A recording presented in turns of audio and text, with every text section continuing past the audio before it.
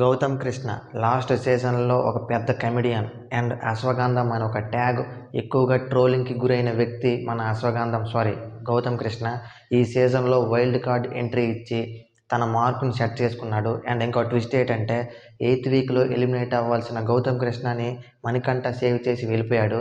And అప్పటి నుంచి తన బ్రాండ్ని క్రియేట్ చేసి టాప్ 2 వరకు రావడం అంటే మాటలు కాదు. ఇతని జర్నీ ప్రతి ఒక్కరికి ఇన్స్పిరేషన్. అండ్ ఈరోజు బజ్ ఇంటర్వ్యూలో అర్జున్ అంబాటి అడుగుతాడు, నీకు మణికంఠ వల్ల ఇంకో ఛాన్స్ వచ్చింది అంటే నువ్వు ఒప్పుకుంటావంటే, లేదు నా టాలెంట్ వల్ల నేను టాప్ 2 వరకు వచ్చాను, అంతేగాని మణికంఠ వల్ల నేను ఈ పొజిషన్కి వచ్చాను అంటే నేను నమ్మను అని చెప్తాడు. దానికి అర్జున్ అంబాటి షాక్ అవుతాడు. అండ్ ఆ ఎపిసోడ్ చూసిన తర్వాత నేను కూడా షాక్ అయ్యాను.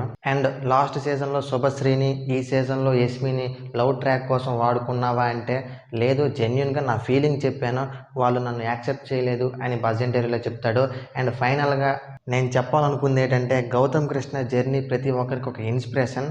అండ్ దీని మీద మీ అభిప్రాయం ఏంటో కామెంట్ చేయండి.